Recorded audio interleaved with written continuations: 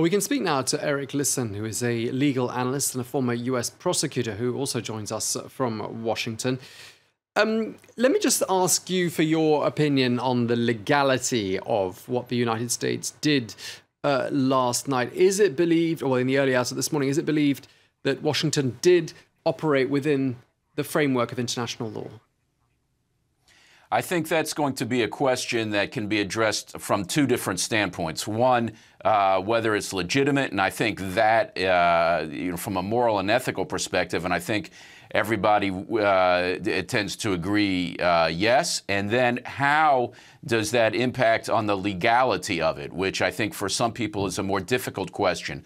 At the end of the day, though, I believe there is significant precedent in international law, and when combined with other treaties on this subject, to support as a matter of law the legality of these actions. And if we look at the language that has been used not only by the president, but as Philip Crowther just reported, by Nikki Haley, the U.S. ambassador to the United Nations, in explaining this, we see that, one, we have a confluence of events that do strongly support the legality of it, though at first sight, in a purely technical interpretation of it, as Russian President Putin has maintained, there are some drawbacks. The drawbacks are that the UN Security Council wasn't involved, that according to the United Nations Charter, which everybody will point to, use of force is only authorized in certain circumstances which seem on the surface not to have been implicated here. However, both the president and the UN ambassador have indicated here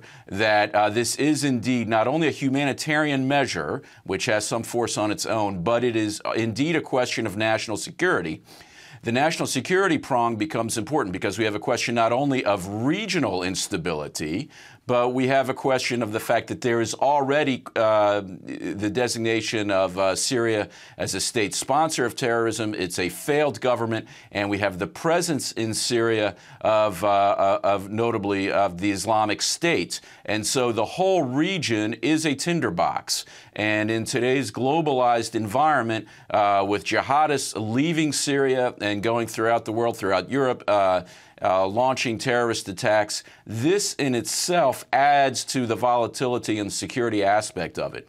So if we look at it through the lenses of these factors, the case for legality here is probably even stronger than it was in the Kosovo intervention, which has been used as a precedent already to support this one, the Clinton intervention in Kosovo. So all of these things, and then lastly, we have to look at the numerous treaties barring, as a matter of international law, the use of chemical weapons. These go back to the turn of the 20th century, the Hague Conventions, the Geneva Conventions on war, and Syria itself signed off on the 2013 chemical weapons ban and the criminality of it from an international law perspective. All right, we're going to have to leave it there. I'm sorry to cut you short. Eric Lisann, legal analyst and former US prosecutor in Washington. Thank you very much indeed for sharing that with us.